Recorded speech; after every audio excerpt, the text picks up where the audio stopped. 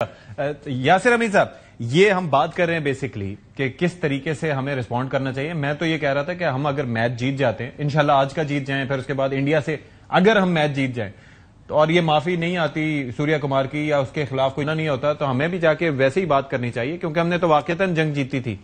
आपको लगता है ऐसे ही होना चाहिए? देखें, ये देन एंड देयर का डिसीजन होगा। मैं नहीं समझता इट्स टू अर्ली के अभी मैं इस पे कहूं कि यार पाकिस्तान को भी आना चाहिए, because there are lot of ifs and buts.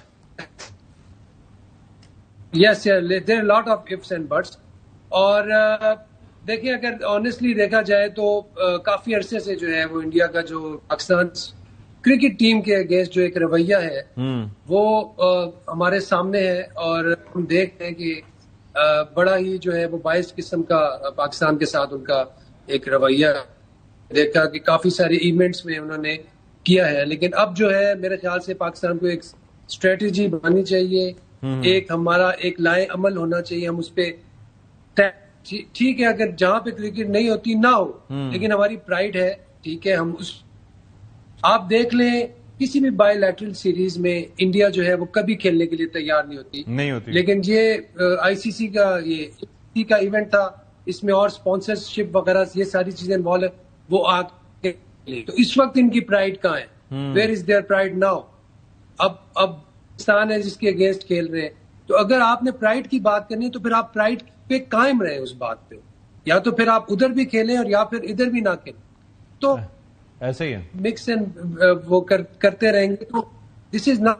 हम हमेशा चाहते हैं कि हम खेलें। मैंने खुद 2 टूर किए इंडिया के, achieve lot of praises from there. I don't know suddenly what happened to the nation, और उन लोगों को क्या हो गया अब कि यार अब सारी चीजें जो है वो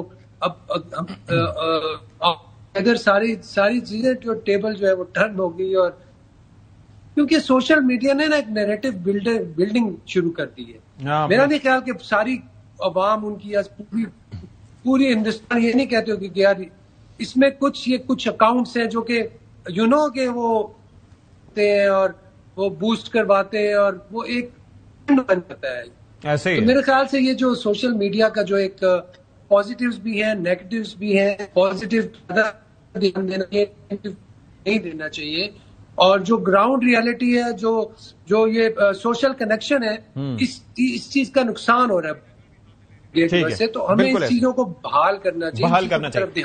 अब जरा सईद अजमल साहब,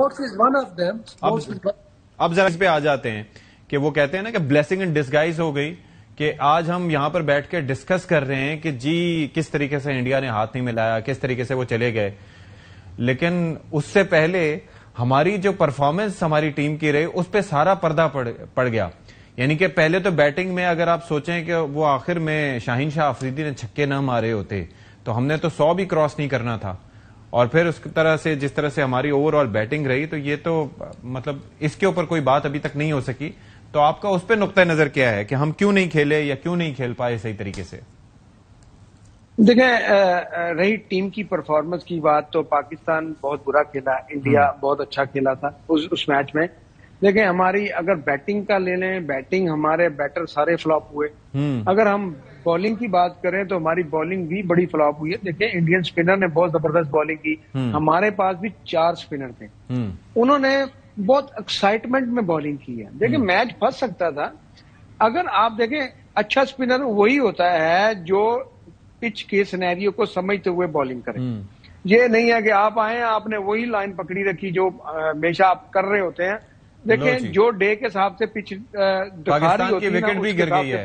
हम अभी पहले वाले का पोस्टमार्टम कर रहे थे, लेकिन अब एक लेग बिफोर द विकेट हो गए, गालिबन साहबजादा फरहान है, तो वल्लाही आलम हमारा क्या होगा।